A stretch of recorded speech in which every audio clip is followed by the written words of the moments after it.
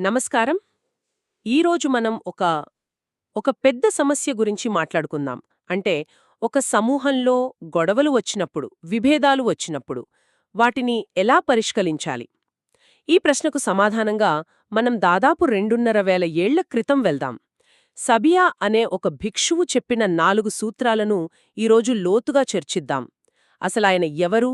ఆయన కథేంటి? ఆ పురాతన జ్ఞానం మన జీవితాలకు ఈరోజు ఎలా ఉపయోగపడుతుంది? సరే, మొదలు పెడదామా? ఉమ్, ఈ మొత్తం చర్చకు పునాదిలాంటి ఒక ఆలోచన ఉంది. మనమందరం ఎప్పటికైనా చనిపోతాం. ఈ నిజం తెలుసుకోవడం మన మధ్య గొడవలను ఎలా ఆపగలదు? వినడానికి చాలా సింపుల్గా అనిపించినా ఇది చాలా శక్తివంతమైన ఆలోచన కదా. అసలీ సబియా ఎవరు? ఆయన జీవితంలో ఏం జరిగింది? ముందుగా ఆ కథతోనే మొదలు పెడదాం. ఈ గాథలు చెప్పిన సబియా నేపథ్యమేంటి? కేవలం ఎవరో ఒక భిక్షువు చెప్పిన మాటలు అని కాకుండా ఆయన జీవిత ప్రయాణమేంటో తెలిస్తే వాటికింకా బలం చేకూరుతుంది. ఖచ్చితంగా. సబియ కథ చాలా ఆసక్తికరంగా ఉంటుంది. ఇది కశ్యప బుద్ధుని కాలం తర్వాత మొదలవుతుంది. కొంతమంది భిక్షువులు ధ్యానం కోసం ఒక పర్వత శిఖరానికి వెళ్తారు. కానీ అక్కడ వాళ్ళకి అనుకున్నంత ఆధ్యాత్మిక పురోగతి లభించదు. ఓ. వారిలో ఒక భిక్షువు తన పుణ్యఫలం వల్ల మరణానంతరం శుద్ధావాసలోకంలో జన్మించి చాలా కాలం దివ్యమైన జీవితం గడిపారు. ఆ తర్వాత గౌతమ బుద్ధుని కాలంలో భూమిమీద ఒక క్షత్రియ స్త్రీ గర్భంలో తిరిగి జన్మించారు. ఆయనే ఈ సబియా అన్నమాట. అవును, ఆయనే ఈ సబియా. సబియా అనే పేరు కొంచెం విచిత్రంగా ఉంది. దానికేదైనా ప్రత్యేక కారణముందా? ఉంది. ఆయన తల్లి ప్రసవ సమయంలో ఆరుబయట ఉన్న ఒక సభలో, అంటే ఒక బహిరంగ ప్రదేశంలో ఆయనకు జన్మనిచ్చింది. అందుకే సభలో పుట్టినవాడు అనే అర్థం వచ్చేలా సబియా అని పేరు పెట్టారు. అవునా? ఇంకో ఆసక్తికరమైన విషయమేంటంటే ఆయన తల్లి కూడా సాధారణ వ్యక్తి కాదు. ఆమెకు దివ్యజ్ఞానముండేది. సబియకు జన్మనిచ్చిన కొన్నాళ్లకే ఆమె మరణించి బ్రహ్మలోకంలో జన్మించింది. అంటే చిన్నతనం నుంచి ఆయన జీవితం చాలా అసాధారణంగా ఉంది. మరి ఆ తర్వాతేమైంది? ఆయన సత్యాన్వేషణ ఎలా మొదలైంది? తల్లిదండ్రులు లేరు గదా. పెరిగి పెద్దయ్యాక సబియా పరివ్రాజకుడిగా మారాడు. ఆ రోజుల్లో అదొక జీవనశైలి. ఇల్లు, కుటుంబం అన్నీ వదిలేసి సత్యం కోసం ఊరూరా తిరుగుతూ ఉండేవారు. వాళ్ళు అప్పటి మేధావులన్నమాట. ఒకరితో ఒకరు చర్చిస్తూ. అవును, తీవ్రమైన తాత్విక చర్చలు చేసేవారు. అలాంటి ఒక మేధోమదనంలో సబియా తన ప్రశ్నలకు సమాధానాలు వెతుకుతున్నాడు. జీవితమంటే ఏంటి? మరణం తర్వాత ఏమవుతుంది? ఇలాంటివి. కాని ఎవరూ ఆయనకు సంతృప్తికరమైన సమాధానాలు ఇవ్వలేకపోయారు. అంటే ఆయన జ్ఞానదాహం చాలా తీవ్రంగా ఉండేది.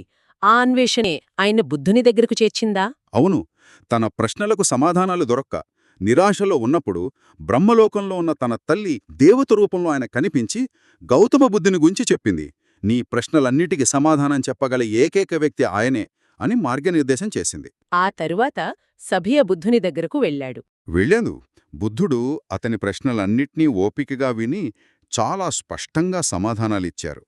ఆ క్షణంలో సబియకు తను వెతుకుతున్నది దొరికింది అనిపించింది. ఇక్కడే అసలు కథ మొదలవుతుంది.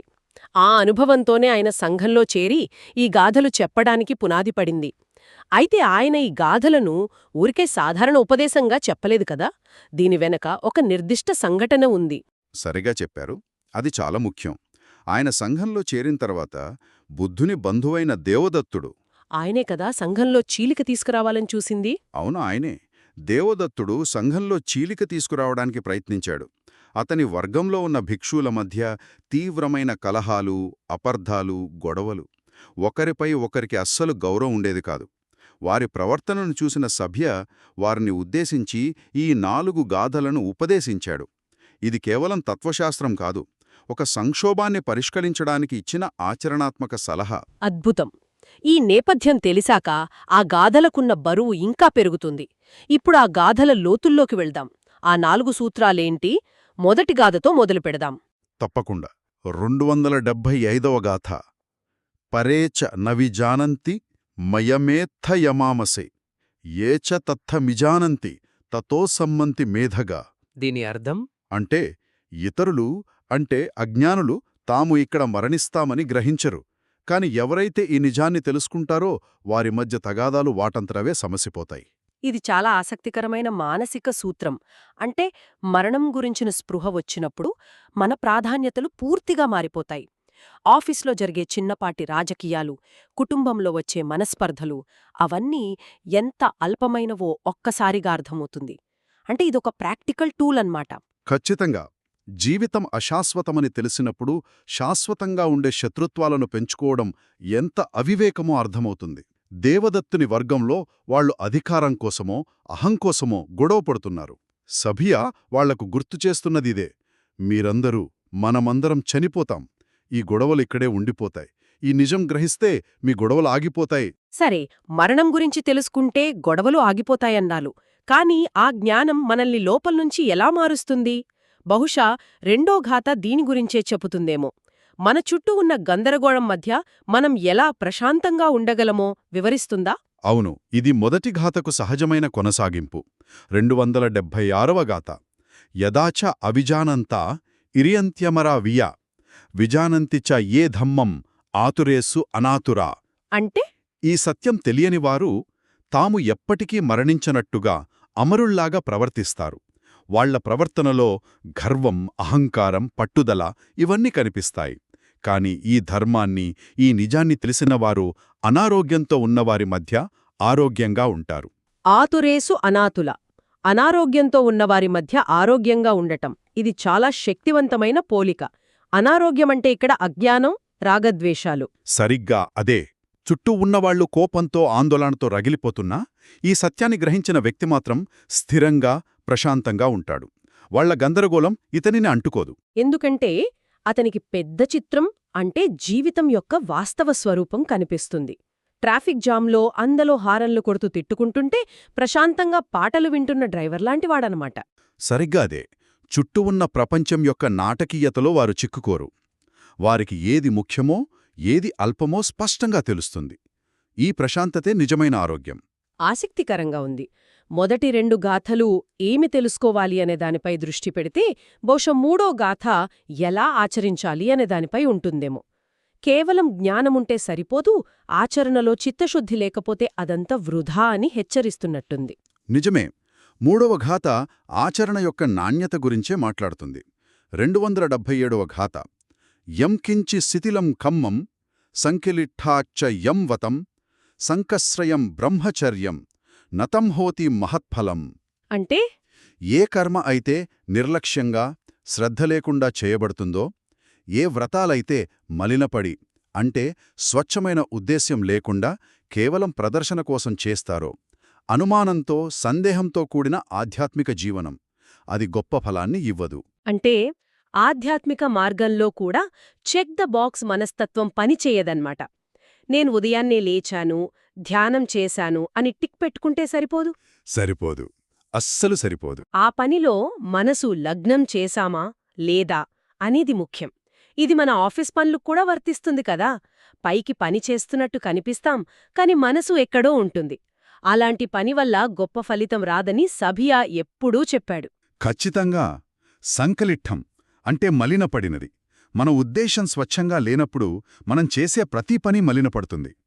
దేవదత్తుని వర్గంలో కొంతమంది పైకి నియమాలు పాటిస్తున్నట్టు కనిపించినా వారి మనసుల్లో అధికారం, అసూయ వంటి మలినాలున్నాయి. ఓ సభియా వాళ్లకు చెబుతున్నాడు, మీరు చేసే కర్మలు, పాటించే వ్రతాలు పైకి గొప్పగా కనిపించవచ్చు, కాని మీ ఉద్దేశ్యం సరిగ్గా లేనంతకాలం మీ ఆధ్యాత్మిక ప్రయాణం ముందుకు సాగదు. చేసే పనిలో సంపూర్ణ నిబద్ధత, చిత్తశుద్ధి ఉండాలని ఇది నొక్కి చెబుతోంది. ఇప్పటివరకు మనం వ్యక్తిగత సాధన గురించి, అంటే మన ఆలోచనలు, మన పనులు, వీటి గురించి మాట్లాడుకున్నాం. కాని మనిషి ఒంటరి కాదు కదా. మన ఆధ్యాత్మిక ప్రయాణం మన చుట్టూ ఉన్నవాళ్లతో మనకున్న సంబంధంపై కూడా ఆధారపడి ఉంటుందా? చివరి గాథ దీని గురించేనా? తప్పకుండా. ఇది అన్నిటికంటే కీలకమైన గాథ అని చెప్పొచ్చు. ఎందుకంటే ఇది వ్యక్తిగత సాధనను సామూహిక బాధ్యతతో కలుపుతుంది. 278వ గాథ. యస్స సబ్రహ్మచాలిసు గారవో నూపలభ్భతి ఆరకాహోటి సద్ధమ్మ నభం పృథువ్యా యథాతి. దీని భావం తనతో పాటు బ్రహ్మచర్యం పాటిస్తున్న సహచరుల పట్ల, అంటే తన తోటి సాధకుల పట్ల ఎవరికైతే గౌరవం ఉండదో అతను సద్ధర్మానికి, అంటే అసలైన ధర్మానికి, ఆకాశానికి భూమికి ఉన్నంత దూరంలో ఉంటాడు. ఆకాశానికి భూమికి ఉన్నంత దూరం. ఇది చాలా చాలా బలమైన పోలిక. కాని నాకొక ప్రశ్న ఉంది. తోటివారి పట్ల గౌరవం ఉండాలనేది వినడానికి బావుంది. కాని కొన్నిసార్లు అదే సమూహంలో మనతో విభేదించేవాళ్లుంటారు, లేదా తప్పుదారిలో వెళ్తున్నారని మనకనిపించవచ్చు. అలాంటివాళ్లను కూడా గౌరవించాలా? చాలా మంచి ప్రశ్న. ఇక్కడ గౌరవం అంటే వాళ్ళు చేసే ప్రతి పనిని గుడ్డిగా అంగీకరించడం కాదు. వారి అభిప్రాయాలతో మనం ఏకీభవించకపోవచ్చు, కాని తోటి ప్రయాణికులుగా వారిని గౌరవించడం. వాళ్ల ఉనికిని గౌరవించడం. అవును, వారు కూడా మనలాగే సత్యాన్ని అన్వేషిస్తున్నారని, వాళ్లు కూడా పొరపాట్లు చేయవచ్చని గుర్తించడం. దేవదత్తుని వర్గంలో లోపించిందిదే. వారు ఒకరినొకరు శత్రువులుగా చూసుకున్నారు, పోటీదారులుగా భావించారు, ఒకరినొకరు కించపరుచుకున్నారు. సబియా చెబుతున్నది ఏమిటంటే, అలాంటి వాతావరణంలో నిజమైన ధర్మం వికసించదు. ఆకాశం భూమి ఎప్పటికీ కలవు. అలాగే తోటివారి పట్ల అగౌరవంతో ఉన్న వ్యక్తి నిజమైన ధర్మాన్ని ఎప్పటికీ చేరుకోలేడు. అంటే ఆధ్యాత్మిక మార్గమనేది ఒంటరి పరుగుపందెం కాదు, అదొక రిలే రేస్ లాంటిదన్నమాట. మన తోటి ప్రయాణికుల సహకారం, వారి పట్ల మనకున్న వైఖరి కూడా మన గమ్యాన్ని నిర్దేశిస్తుంది. ఆ గౌరవం పునాదిలాంటిది. అది లేకపోతే మనం వ్యక్తిగతంగా ఎంత పెద్ద భవనం కట్టినా అది నిలబడదు. ఈ 4 గాథలు ఒకదానితో ఒకటి ఎంత అందంగా ముడిపడి ఉన్నాయో ఇప్పుడర్థమవుతోంది. అవును, మొదటిది గొడవలకు మూలకారణమైన అహంకారాన్ని తగ్గించడానికి మరణస్పృహను గుర్తుచేస్తుంది. రెండవది ఆ స్పృహ వల్ల కలిగే అంతర్గత ప్రశాంతతను వివరిస్తుంది. మూడవది మన చర్యలలో ఉండాల్సిన చిత్తశుద్ధి గురించి చెబుతుంది. ఇక నాలుగవది ఈ ప్రయాణంలో మన తోటివారితో మన సంబంధం ఎంత ముఖ్యమో నొక్కి చెబుతుంది. ఈ 4 కలిస్తేనే సంపూర్ణమైన ఆధ్యాత్మిక జీవనం సాధ్యమవుతుంది. ఇక్కడ ఆసక్తికరమైన విషయం ఏమిటంటే, ఆ చివరి గాథలోని పోలిక, ఆకాశానికి భూమికి ఉన్నంత దూరం అనేది కేవలం అలంకారం కాదు, అదొక వాస్తవాన్ని చెబుతోంది.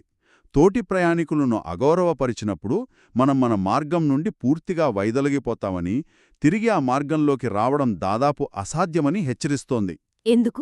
ఎందుకంటే మన ఆధ్యాత్మిక పురోగతి మన చుట్టూ ఉన్న సానుకూల శక్తిపై కూడా ఆధారపడి ఉంటుంది. మనం అగౌరవంతో, ద్వేషంతో ఆ శక్తిని మనమే నాశనం చేసుకుంటే ఇక మనకు మద్దతుగా నిలిచేదేముంటుంది? ముగించడానికి ఇది ఒక అద్భుతమైన ఆలోచన. ఇది వినేవారికి ఒక ప్రశ్నను మిగులుస్తుంది.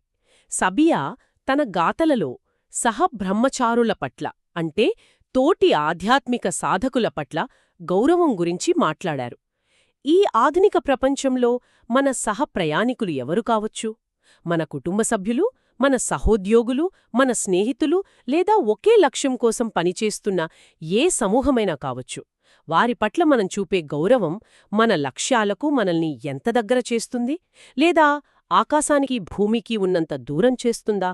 ఇది కేవలం సన్యాసుల గురించి మాత్రమే కాదు, ఏ ఉమ్మడి ప్రయాణానికైనా, ఏ బృందానికైనా వర్తిస్తుంది. దీని గురించి ఆలోచించడం మనందరికీ ఎంతో అవసరం.